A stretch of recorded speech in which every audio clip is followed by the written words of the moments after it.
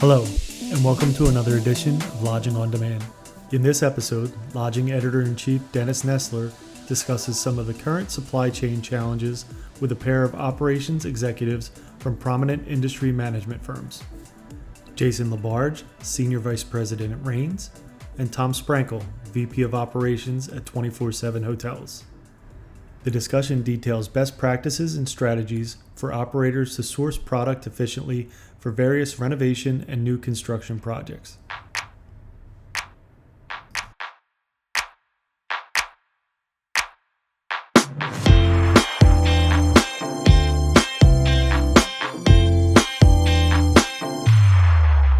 Hi, this is Dennis Nessler, Editor-in-Chief of Lodging Magazine. Welcome to our video on demand today. We have two operations experts with us to talk a little bit about supply chain challenges. We have Tom Sprankle, VP Hotel Operations for 24/7 Hotels. And we also have Jason LaBarge, Senior VP with Raines. How you guys doing today? Doing great. Thanks, Dennis. Yeah, fantastic. Thank you, Dennis. Thanks for being here. We appreciate it. I guess to start out, just kind of put things in context a little bit. We know how difficult things were during COVID to get any product anywhere, and the supply chain was obviously greatly impacted. Has it fully recovered from COVID and some of the bottlenecks and delays that happened during that time, or is it still kind of a work in progress? Tom, you want to start? Sure. I think as far as what we have seen for the day, for the regular supplies and so forth that we need for the hotels, it has been much better. So we don't face those same challenges. I think where we've probably seen it the most has been with renovations, and then new construction as well, and just the timing now of getting the things that you need for those projects.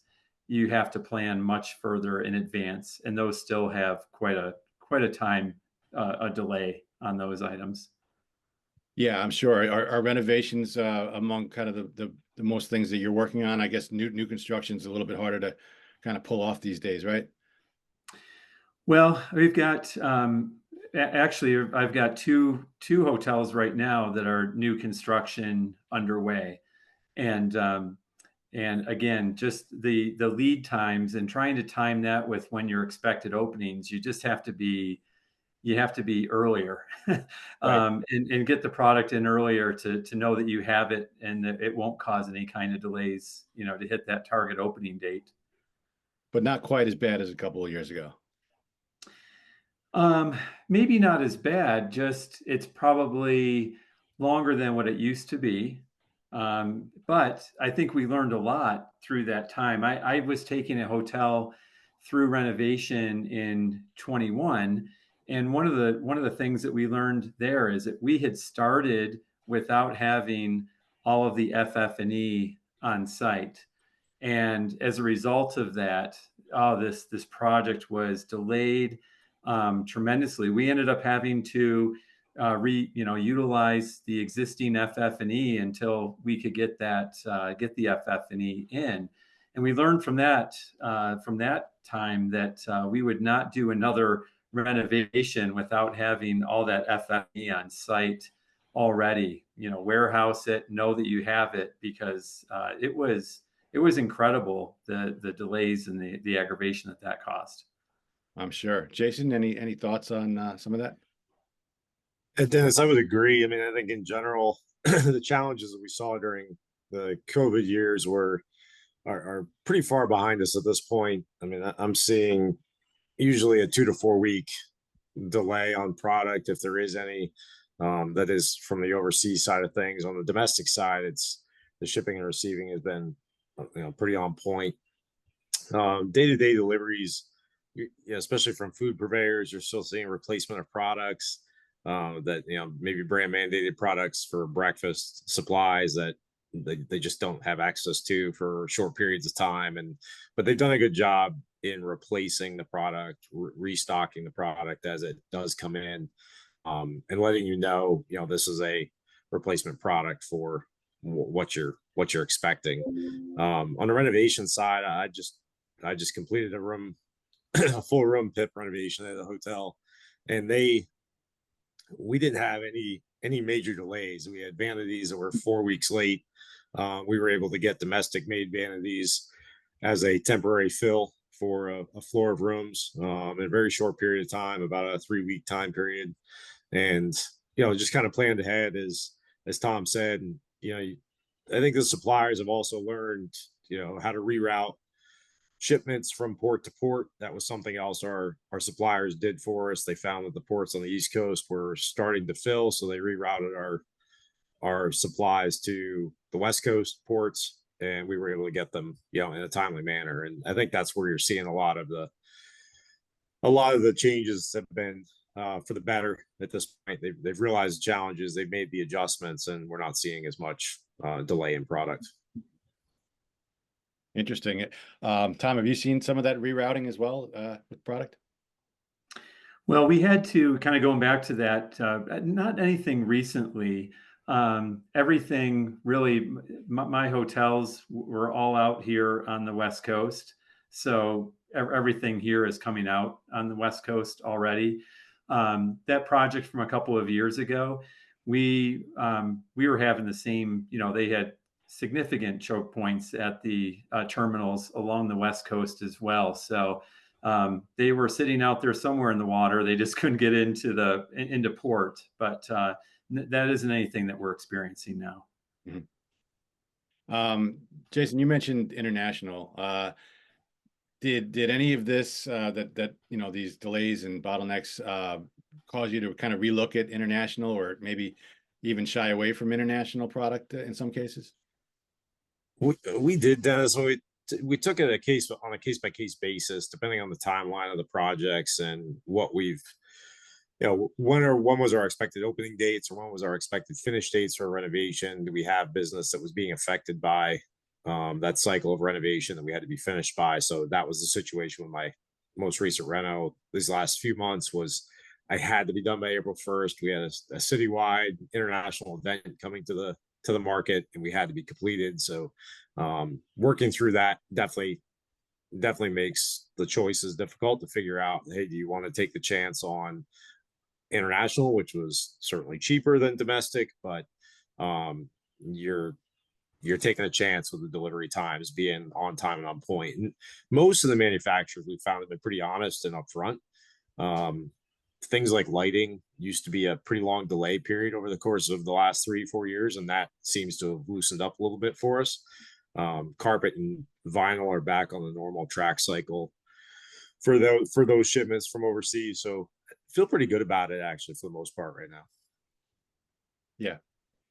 I mean, how important, you mentioned the manufacturers, and how important are the relationships here, Tom, in terms of having trusted suppliers that are going to kind of give you the straight scoop on where things are, as opposed to maybe not being as transparent?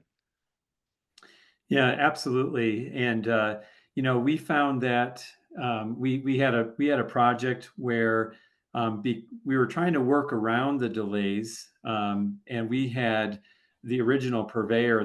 We had product that was coming out of China, and so we said, let's see if we can shift this project to another company in Mexico.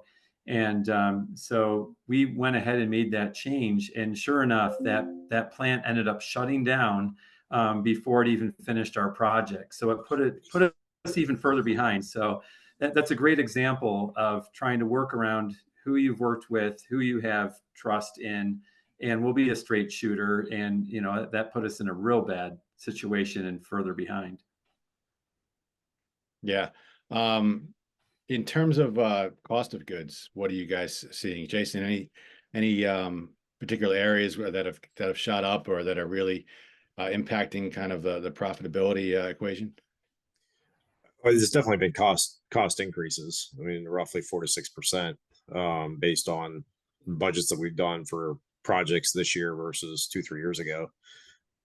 But it's expected at this point with the inflation rates the way they are.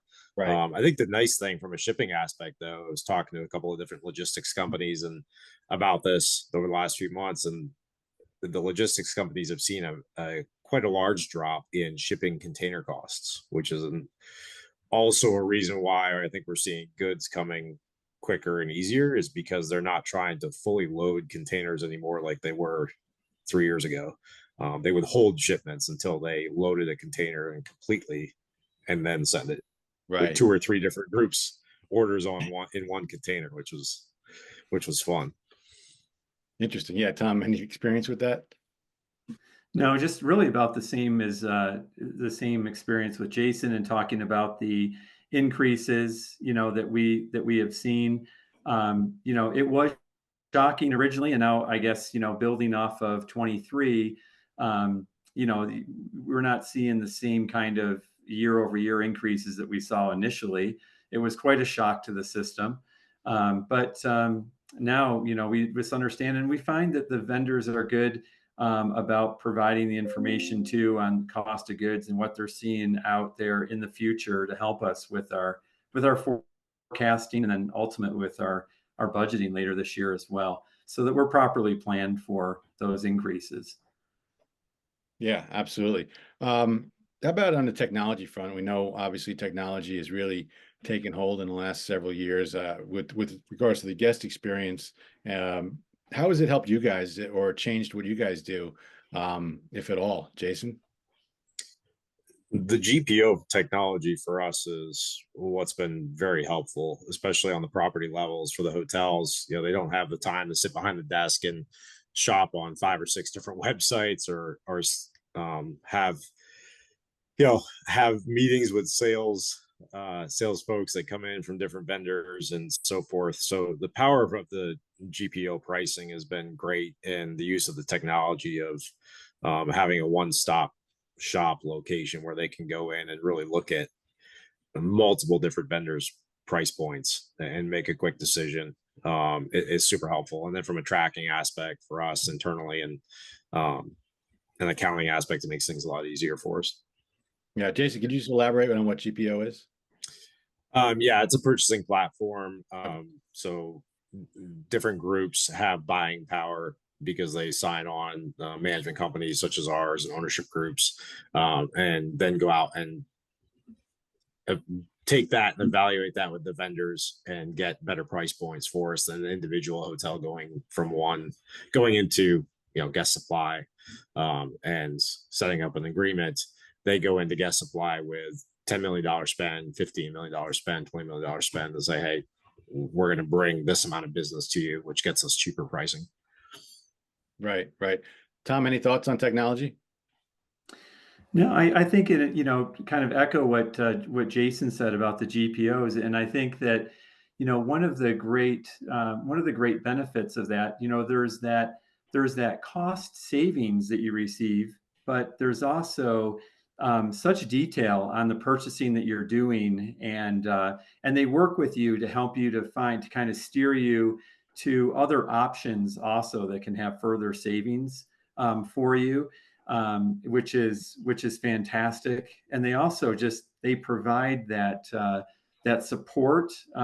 You're certainly a whole lot more powerful when they're behind you than you are as just an individual, maybe a smaller company, and where you don't have that leverage as well. So that's been great for us as well.